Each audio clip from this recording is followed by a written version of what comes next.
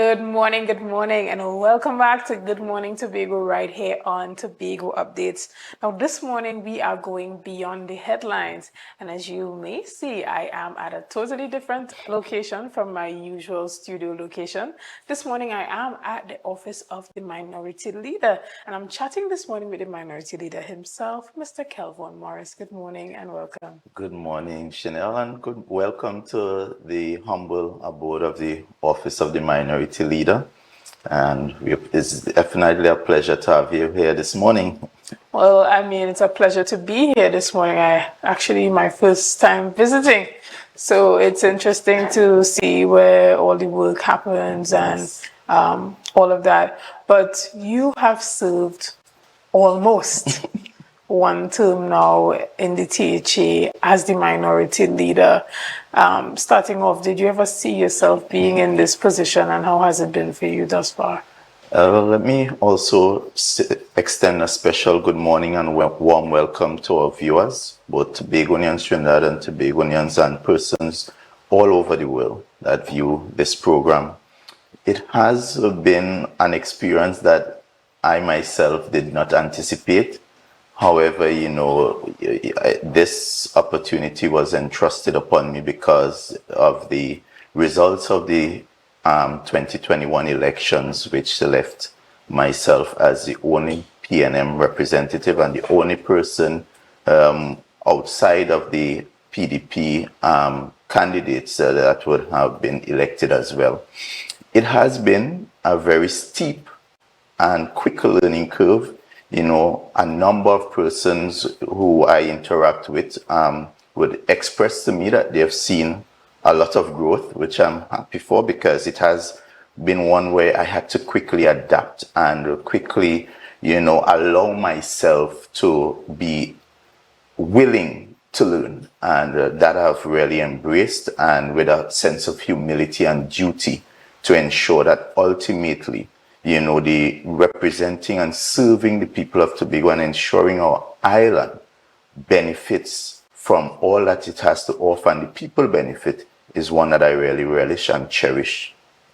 And knowing your personality outside of politics to be very friendly and charismatic, how was that for you, moving from being everybody's friend, being the guy that everybody, hey, Kelvon, and then you become a big enemy, like public enemy number one? How was that for you? Well, obviously, when you're into public life, and especially parties and politics, the positions you take will be at times not supported by everyone. There are some people may believe you should go left, some people may believe you should go right, and therefore, as you rightfully say, knowing myself very easygoing, someone that is generally very easy to get along with, it has been a transition, being serious on issues, especially when it comes to accountability, and one of the things I've learned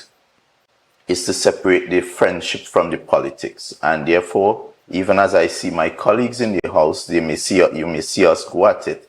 It is also dealing with the issues of the people, but there's no real animosity. And I get along quite well with the majority of members in the House. But when it comes to the people's business, it is about getting the job done, getting the issues properly ventilated. And therefore, I want to say to all of Tobago that doing this work, it is not about trying to be, petty or anything, but ultimately it's always trying to ensure that the scarce resources we have is used to the best of ensuring that Tobagonians benefit ultimately.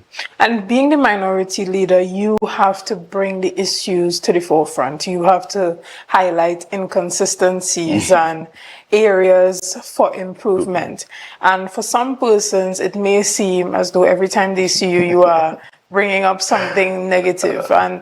But how does that affect you personally when you have been seen as the person to just, always have a problem, in a sense? How have you dealt with that on a personal level?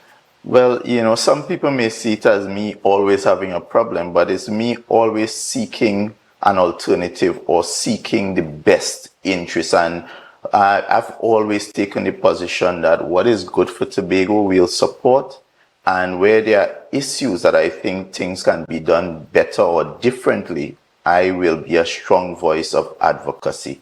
And that has always been my position. We have been very consistent. Where there are good things, we are there to support, just as we were there with the carnival, very early supporting the introduction of the carnival, because as you know, it was something that the PNM had in the pipeline. And I very early, even before I got into politics, strongly advocated that we should have an alternative carnival, because I saw that there's tremendous benefits to be had. And therefore, everything else we go about, there are many motions we supported in the House because we thought it was beneficial. Of course, we would give our support with caution as to what could be the fallback, and therefore there are other issues that we would have raised that perhaps we are now seeing that perhaps we were right. Take, for example, the 4 emergency roads. We were very, very early in the game saying that these roads, based on the timeline, does not seem realistic in terms of delivery, and therefore, if we know that they cannot be delivered, why pursue it in the way it has been pursued? And now ultimately, Tobagonians and the Tobago economy is paying the ultimate price, because after 4 years, we have only had 1 of those roads delivered and 3 incomplete, and a lot of them mired in controversy, whether it be legal impediments or even those of procedural impediments in terms of how the contracts were procured, even having a situation where one of the contractors are unable to finish the project because they are now saying we don't have the funding, and one has not even started. So I hope that Tobagonians generally, put aside the politics, would appreciate that the issues that we have raised are always issues with validity, and we try as best as possible to bring documented evidence, something that is verifiable. And perhaps not all the time the information might be as accurate as supplied, but we have to appreciate that the information that is shared is information that we receive, and it takes a while. Some of it you would sit on it and do your research, and some of it, when the research comes back and you recognize that there's credence to what is being shared, then you also share it with the people of Tobago, so we all can have an informed position one way or the other. Understood. And even as we are going beyond the headlines, there are 2 opposing views when it comes to youth engagement in parties and politics. There are those who say getting young while you have the energy and the fervency and the optimism to contribute to positive change, while others say politics is really not for young people. How do you feel after having served 3 years so far? I would say young people should get involved. You know, it is a difficult task. Being a politician isn't easy, especially because you have to balance family, you have to balance all the other, your own personal goals, because you would have personal ambitions and so forth. And therefore, it is a risk, because if it doesn't work out, then, you know, it can hamper your future going forward. But, you know, ultimately, we as young people, we sit back, we sometimes wonder, how come this is not happening? Why this can't happen also? And I always say, be the change you want to see. For me, contributing to Tobago's development was something I was always passionate about.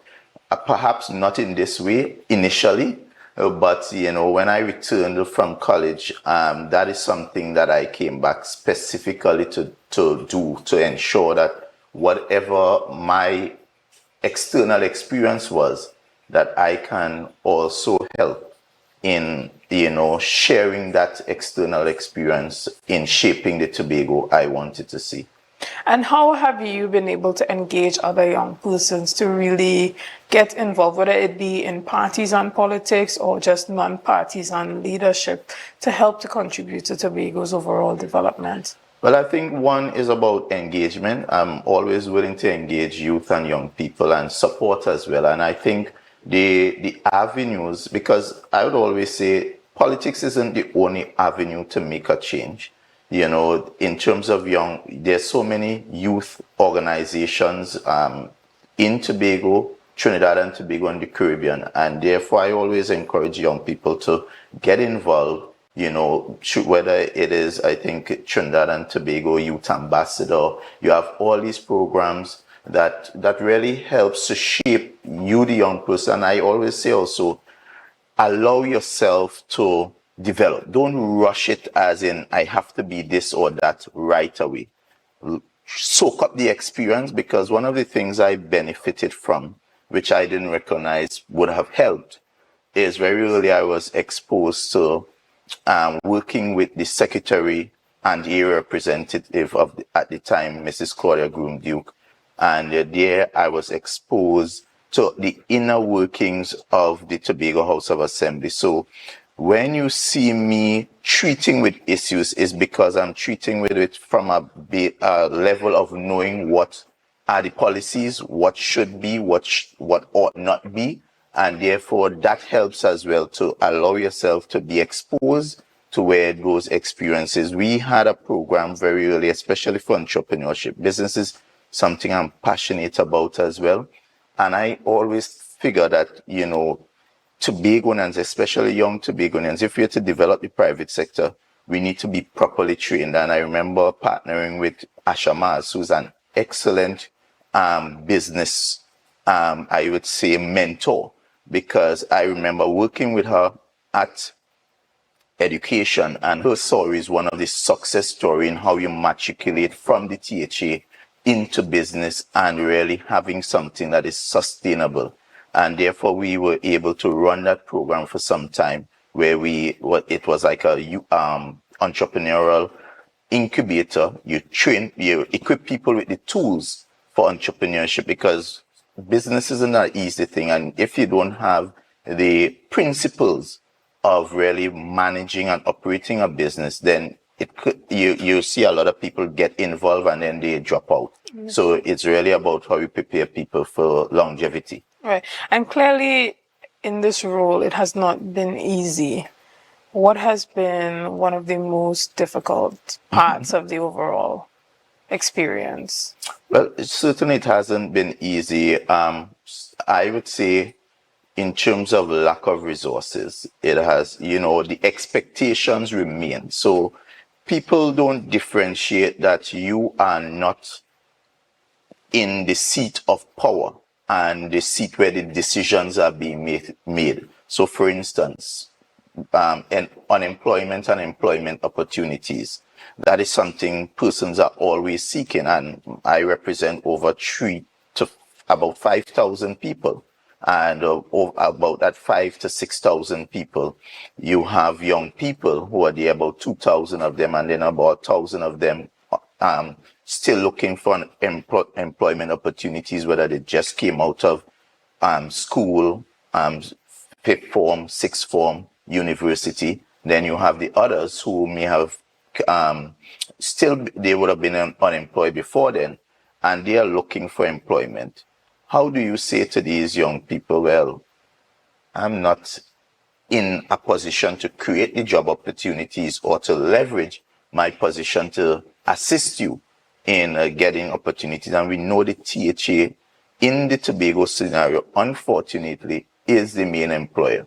So that has been something that has been a challenge for me, because it hurts me to see so many young people not able to get opportunities in Tobago. Understood. But we're going to take a quick break right here, and we're going to be back right after this. So see you soon. Good morning, and welcome back to Good Morning Tobago right here on Tobago Updates. Now, guys, we are still going beyond the headlines, and this morning I'm at the office of the Minority Leader, chatting with the Minority Leader, Mr. Kelvon Morris. Now, not last week, but the week before last week, while you guys were in the house, you had that entire debacle that happened between the presiding officer and Mr. Watson Duke, Assemblyman Watson Duke. And in his press briefing, he indicated that that entire ordeal was as a result of him coming to your aid. Do you feel like you being the lone minority, well, you do have your Councillor Benoit. However, you being the minority leader, do you feel like the legislature has become a toxic working environment? I wouldn't say toxic, but sometimes I feel like we let down what, is known to be an august chamber, and sometimes the conduct does not always reflect that. That is something I try to remind myself, even as it's not easier being inside there, and sometimes even feeling like, that the odds are against you, but ultimately it's about respecting the house, respecting the people of Tobago, and doing service to the people of Tobago. When I reflect on what transpired, well, I was not present at the time because I had just presented and went to utilize the washroom also, and then only to recognize what had transpired. I mean, it is one that is unfortunate on all sides, and therefore we just have to do better. We just have to do better. And how important is it for you all as a collective to raise this standard, being showcased in the Assembly legislature, especially with a number of young persons looking on? Well, it is critical, and it is critical because people are losing faith and trust in politicians and politics, and therefore, as young people, we ought to set the example as to what this new politics should be, and it shouldn't be one that is worse than what we met. It should ultimately be better, and therefore we have to remind ourselves, even in the language that we use. And I think that situation stemmed from Mr. Duke claiming, and when you look at the language that was being used to impute and insult another member, which the standing orders is clear about, that you ought not use insulting language towards another member. And those terms that were being used were unparliamentary and should not have been allowed in the first place. And therefore, I was quite disappointed in the member who started that kind of behavior, because if you looked at the two presentations that went before, it dealt firmly with the motion at hand. And sometimes I see it as a strategy. Some of my colleagues believe that if you demonize the messenger, then the message gets lost, and perhaps the people would not listen to the messenger. But that is counterproductive to what we want to achieve as Tobagonians, because ultimately we all were elected because somebody believed that we had something to offer in making and shaping their lives better, and that is ultimately what we should be about. Since you have been in the Assembly legislation, you have brought a number of motions to the House. Do you feel that those motions were dealt with the level of seriousness that they should have been dealt with? I think I'm quite disappointed. And as a matter of fact, the last motion we brought is a motion I thought based on this current administration's promise of accountability, transparency, and good governance. It would have received unanimous support. And that motion dealt with us as a house, well, the minority in the first instance, bringing to the House credible evidence that with respect to the 4 emergency roads, based on the issues of procurement, based on the various impediments and so forth, and the fact that after 4 years, those roads have not been delivered, that we ought to have an independent investigation using the very preface of the Public Accounts Committee of the House, which is the body responsible for treating with all spending and scrutinizing all spending.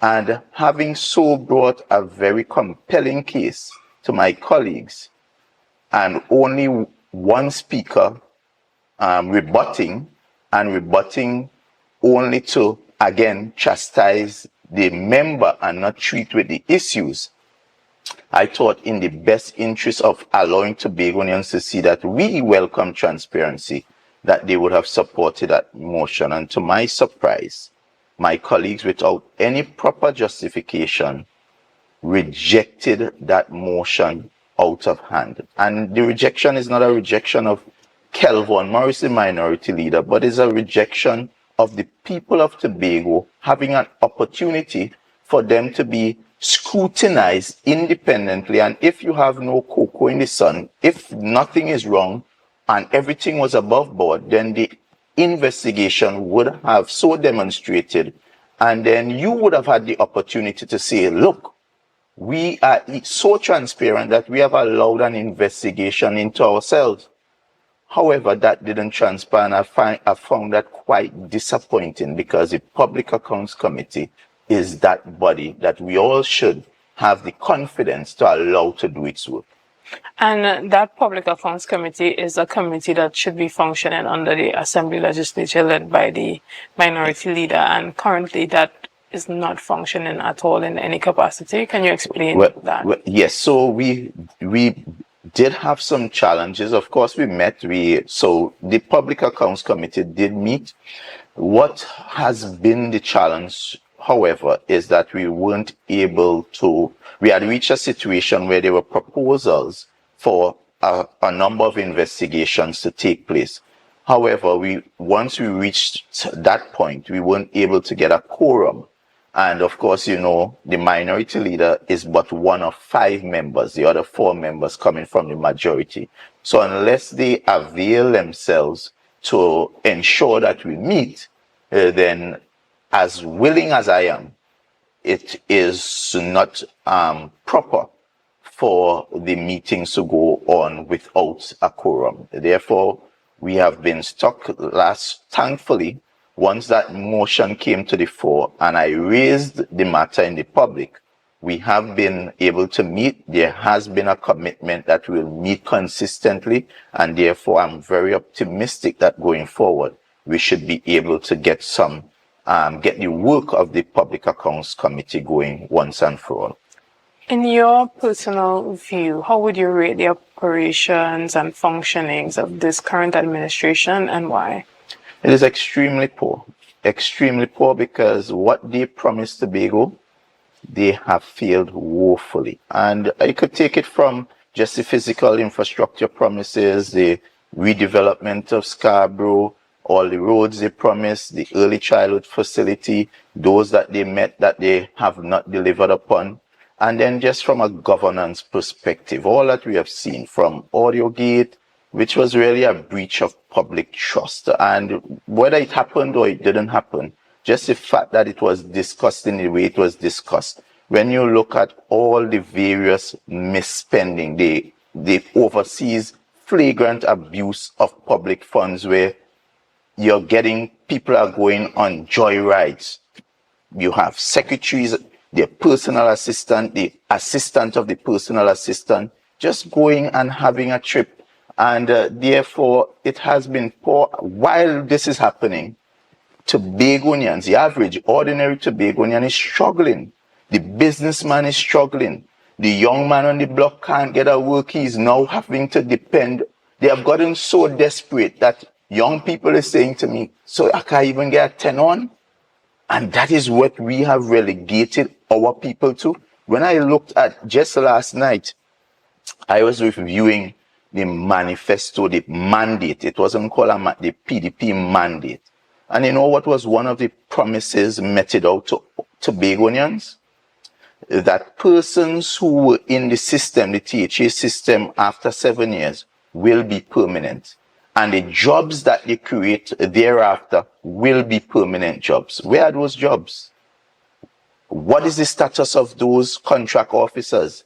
Instead of making people permanent, we have seen hundreds of Tobagonians terminated. I have experienced it personally because a close member of my family was terminated under well qualified, could contribute, and is a professional, and was terminated. And there are countless Tobagonians experiencing that pain. And so I can't conscionably rate this administration more than poor. I mean, a lot of the times when the issues come to the fore, you hear a number of persons from the administration indicating that resources has been a critical issue in being able to fulfill their mandate and some of the promises that they have put forward. Have you ever seen areas where you feel like the central government could impact that development or that change in a particular area, and you have used your influence within your political party to try to help improve the issue? Well, for one, I don't buy into that lack of resources, because the resources what this administration is benefiting from is the same resources that all other administrations had to deal with, and therefore it's one of management. How do you manage and prioritize? And when you look at what this administration is prioritizing, and even in the face of saying you have resource challenge, how do you justify paying a contractor for a road $2,700 per ton to place and pave the road with hot mix, when you said to Tobagonians that the contractors previously who were paid $1,400 a ton, that price was inflated and corrupt? How do you justify that? I still, no secretary, not the chief secretary, not the secretary of infrastructure, even twice being called to question, has been able to justify how in a situation where you are saying you don't have enough, you are paying people more than what you call corrupt. And even when it comes to the issues of central government, the evidence I have in front of me that we have a central government that is always willing to collaborate, but it makes good politics for those opposite to create a scenario that our failures are because of somebody else and not us. So that narrative is very convenient. But what is the evidence? Just last week, we heard a big hullabaloo. I went up to Goldsboro to witness what I think was a signature moment for the people of the Far East, coming all the way down to Darrell Spring and Pump Mill, which is the construction of this new water treatment plant. And in the midst of it, in a welcome that should have been one that celebrates the collaboration between the THA and the central government, you had the Deputy Chief Secretary giving the impression that there were issues of non-collaboration and consultation, only to find out every step of the way the people of Tobago were consulted. The THA was very much involved, including giving of the lands in record-breaking time. And when we should be celebrating that was advanced as something for Bacchanal. Just imagine that. You have the central government. We had a marina on the board. You know what caused that marina to be shelved 4 years after? Because where the original area was earmarked, they believed that they should have it somewhere else. And when that issue did not receive agreement, they went and put out an RFP on their own. What is the status of that RFP? We have the airport going on. Initially, they attempted to derail and block the airport that is for Tobagonians. When the central government, and I want Tobagonians to understand, when the central government builds things in Tobago, it's not for the people of Trinidad. Whatever is built here and spent with funds allocated outside of the THA allocation is Tobagonians that benefit. For example, that same road down at Shervan with the bend about, the roundabout that is wrong in the way it is so designed. There was a plan, in fact, that was part of the airport expansion plan, because it was to allow for ease of traffic to and from the airport without bringing you back onto the main Claude Noel highway. And therefore, that was going to be a dual highway of excellent class, and that would have been at no cost to the THA. So the THA would have been able to utilize its very scarce resources to do other things. They could have built other roads, fix the ones that we're getting pothole after pothole after pothole. They could have used it for employment. They could have used it for housing. They could have done all other things. But what did they do? They decided we wanted to build our own road, and that road has been mired in a litany of challenges. Question: when it comes to I believe it was the dual carriageway road that was proposed by the central government as a part of the airport expansion project, would that have also been running through the Friendship Estate? Well, I know based on the design, there were plans to do some land acquisition. So the central government was quite aware that there would have been a necessity to acquire lands. But we have seen that unlike this administration, there are people who understand process and understand law, and therefore they would have, as they've demonstrated with the A&R Robinson Airport, they would have gone through the process required. What we have is an unlawful administration that believes that they are law unto themselves and would go onto private property, bulldoze people private property. That is trespassing. How do you justify an administration building a road without a plan and not understanding that as part of your plan, you are impeding trespassing on private property? That should not be tolerated, because how you govern and how you treat with those issues is also how you're going to treat with public funds. Because if you believe that you can do whatsoever you want, what about our money, the people's money? And the fact that they don't want to account for the money as well is quite concerning, because you're seeing it in plain sight, where there's a propensity to just do what you want. Understood.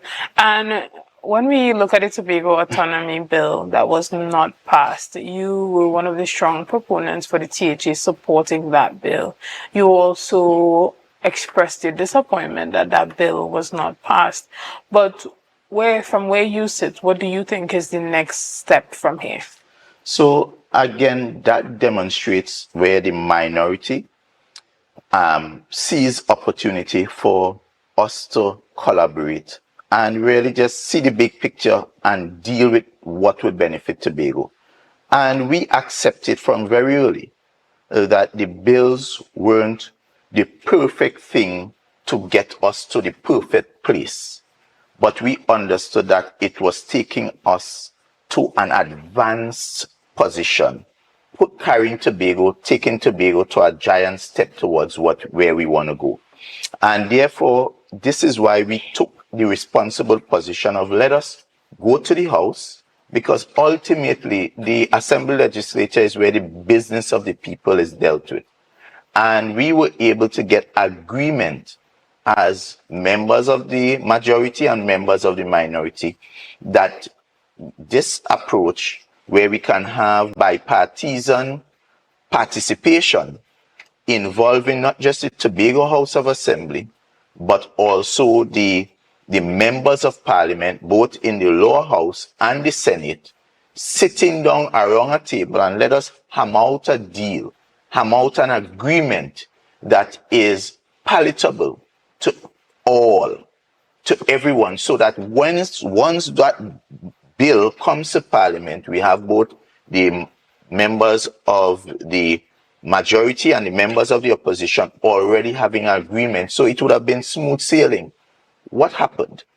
The Chief Secretary, not even with his executive, unilaterally disregarded what transpired in the House and took a position to tell parliamentarians, rather than us come together to get an agreement, that let us move away and do not support. That was his order to both the members of the PNM and the members of the UNC. Thankfully, the members of the PNM supported, disregarded his nonsense and supported.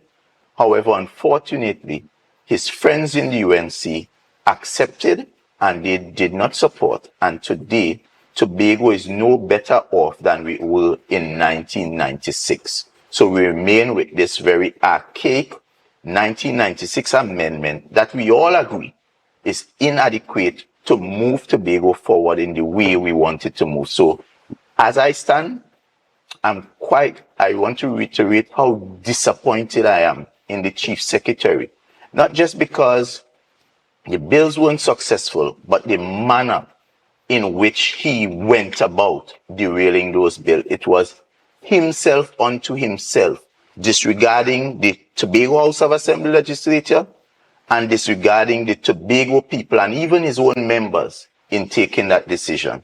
Guys, we want to encourage you to continue to share the live, share the live, share the live. The conversation is quite interesting this morning as we go beyond the headlines. But we're going to take a quick break right here and we'll be back right after this. See you soon. Good morning, and welcome back to Good Morning Tobago right here on Tobago Updates. Now, we are going beyond the headlines and we are at the Office of the Minority, chatting with Minority Leader Kelvon Morris. Now, we have had an interesting, wide-ranging conversation this morning, but as we round up all discussions, election is in the air. We saw that the PNM screened their candidates. We have the same two candidates for East and West on the PNM side. And now the TPP is currently engaging in that screening. When it comes to the type of representation that is needed come general election and for who wins to represent Tobago in the parliament, how critical do you think this election is, and why is it important for Tobagonians to come out and be a part of that one particularly? Well, I think it's extremely critical because ultimately, whoever we send to Trinidad, we ought to also ensure that they are part of the governance process. Because you see, it's one thing to fight and another thing to fight up. And therefore, in my view, you get a better deal when you're seated around the table where the decisions are being made and where your voice could be heard even outside of the noise and So I think, again, we have seen the kind of benefits of having representatives that are seated around the table. We've seen it with the fast ferry. We had the challenge years on where we're leasing vessels. Now we've benefited from 2 brand new fast ferry. The people of Far East been clamoring for a hospital for the longest. And because they have a woman from the East who understands even the pressures and the challenges of birthing and having to leave Far East to come to town and that kind of situation, that was able to be taken to the seat of governance. And we now have that facility in the Roxborough. We've seen, whether it be the police stations, the fire station, that international airport, which was to be complemented by investment in hotel and brand name hotels that we are seeing the benefits of Sandals in St. Vincent, and whether we want to continue to argue whether it should be no man's or some lands or wherever the lands. Ultimately, the fact is wherever Sandals go, they are able to influence airlift and they are able to bring people to island both directly at their property and also the other properties benefit as well. So the members who are from the PNM, I think they would have represented us with diplomacy, with decency, integrity, honesty, and therefore they deserve to the continued support of all of Tobago, because some people may say we want somebody who making more noise, but what does noise really get us? We have seen a lot of noise in this space. What has it really delivered for us? I think you get so much more when you are able to have mature conversations, tough conversations at times, but at the end of the day, where you're right where the decisions are being made. And therefore, I think that should be one of the main considerations when we think as to who should we select. Can these people, one, be able to be seated at the decision table? And if they are able to be seated at the decision table, can they bring goods and services to the benefit of Tobago? And when we look at the next THA elections, carded to take place possibly at the end of this year or possibly early 2026, would you be putting yourself back up for re-election? Well, the PNM has a process. Of course, it starts with the party group, and of course, I would make myself available if the people, the party groups, and in extension, the people of Darrell Spring are pleased with how I represented them. That would show in the support from the party groups. And if that happens, and then I hope I will be screened, and therefore the process will take care of itself.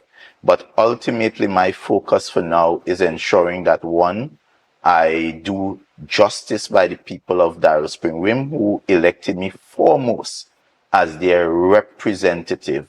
And then I also do justice in service to the people of Tobago as minority leader, bringing the issues that are important to them to the fore, and really being a voice for those persons who continue to message that may be a little shy, may even be afraid, because there's a serious fear of victimization in this space. Excellent. And we want to thank you so much for your time this morning. And I cannot, so fast. Right, it did, but I cannot end the interview without asking about how do you feel about the dismissal, the arrest, and the investigation into, well, now the former Commissioner of Police, Ola Harewood Christopher? Well, I continue to be concerned like every average citizen. This issue is a stain on the public trust of the police service on a whole, and therefore I hope that it is a matter that will be dealt with the alacrity that it deserves and the seriousness that it deserves, and ultimately, whatever the outcome, it would be one that is guided by law and due process. Mr. Lowe, we want to thank you again so much for inviting us here into the Office of the Minority. Pleasure. And we wish you all the best in your future endeavors. You so much. Guys, we want to thank you so much for being a part of this morning's discussion. We want to thank you for your likes, your shares, and your comments, and all that you have been doing to make Tobago Updates the #1 broadcaster here on the island of Tobago. Again, I am Shenell Felix, and thank you. Oh, and let's not forget, tomorrow we are chatting with the Honorable Minister of Sport, Ms. Shamfa Kojo-Lewis. We will be chatting with her in the morning, and we will also be going beyond the headlines with the minister. So be sure to be a part of that discussion.